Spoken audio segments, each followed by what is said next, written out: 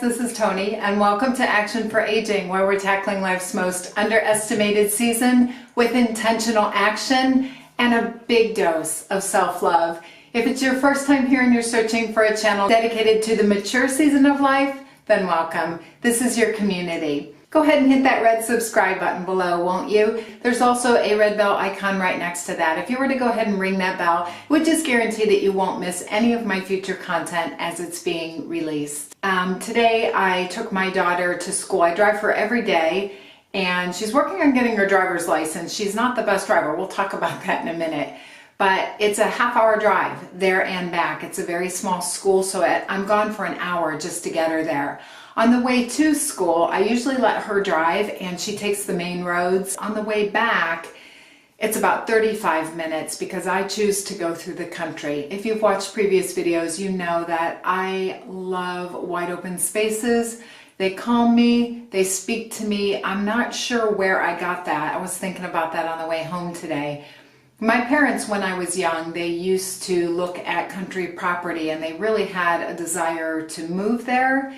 And for one reason or another, we never did get there. I joined 4-H. I was a city girl in 4-H. It's not that uncommon now, but it was back then. I kept a rabbit in the backyard and showed my rabbit and spent all week out at the fair. And I couldn't be out there enough. I absolutely loved it. So I don't know, it's just the way I'm wired, and I try to get out into the country every chance I get. We did live on 3.5 acres in Ohio before we moved to our current location, and we built that house and lived there for 7 years. And I thank God every single day that I had that privilege. I would love to still be there, but rather than pine over the fact that it's not mine anymore, I'm just grateful that it was for a time. What a great season. So I drove her to school and dropped her off, and I was telling her a story on the way there about my driving when I was young, because she's not the best driver. We're working on it. And I don't know.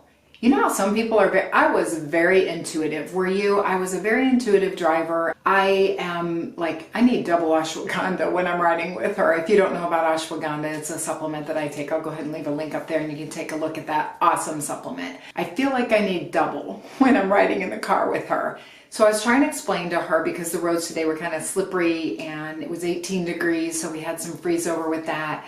And I was trying to explain to her not to be up on the rear of the car in front of her, to keep extra space. And I had to remind her multiple times, and she just doesn't get it. Like, you know, she's going to be off to college. This is her senior year, and we really need to get this girl safely behind the wheel. So we're working on it. So I told her I didn't get my driver's license till I was 19. I didn't want to do it. I didn't want to drive.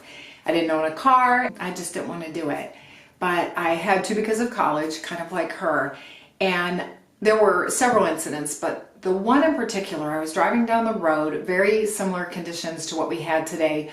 Some cover of snow, some cover of ice, low temps, and I was on my way to a student teaching position.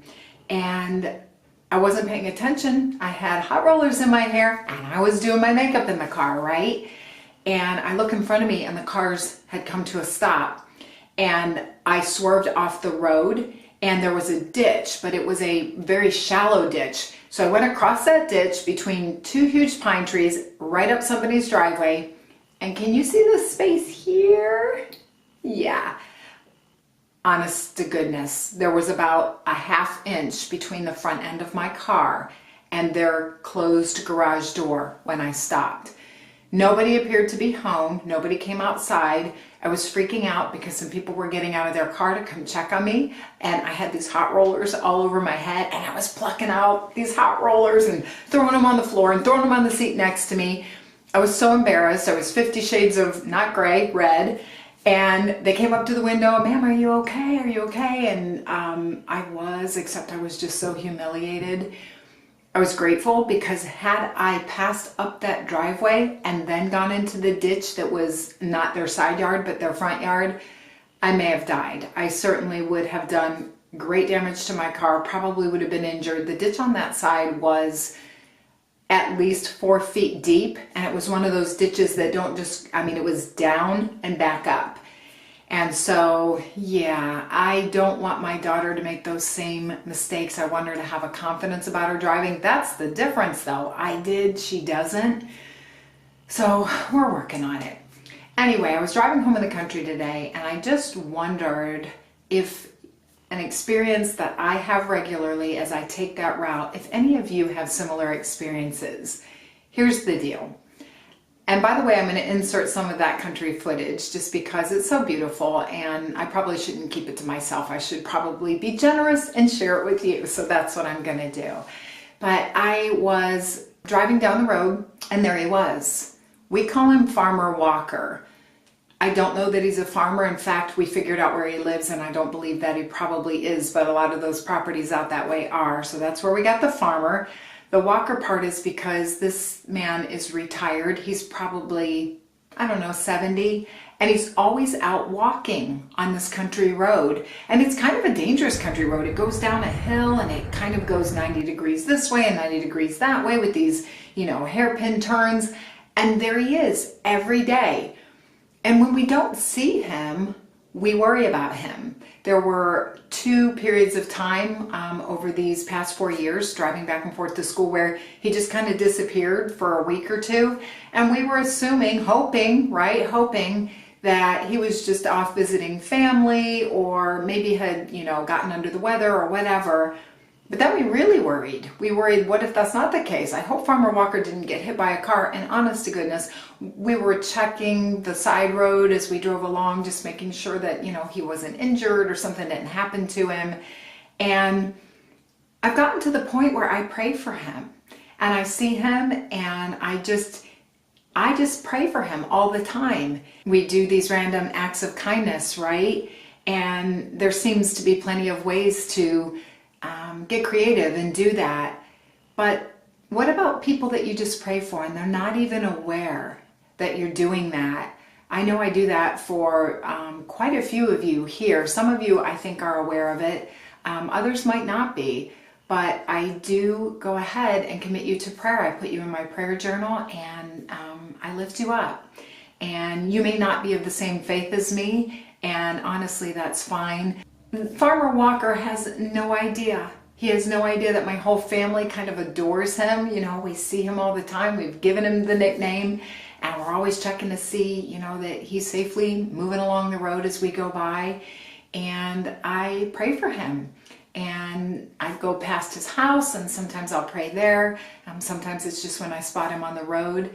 But I just want him to be blessed. And I'm inspired by his daily walks out in the country. I can connect with that.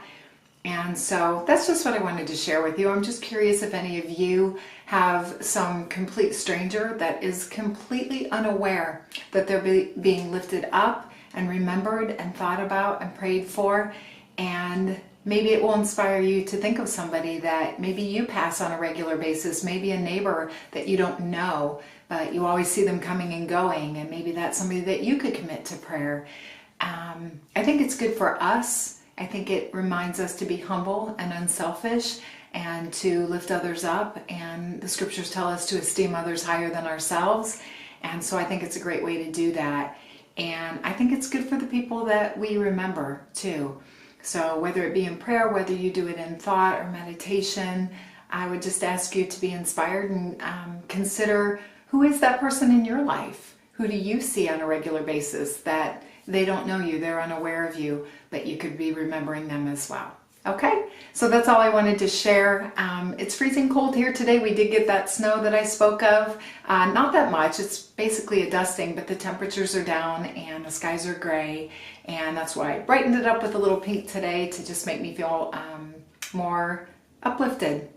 And I hope you're having a great day wherever you are. Again, if it's your first time here, please remember to subscribe if you haven't already done that.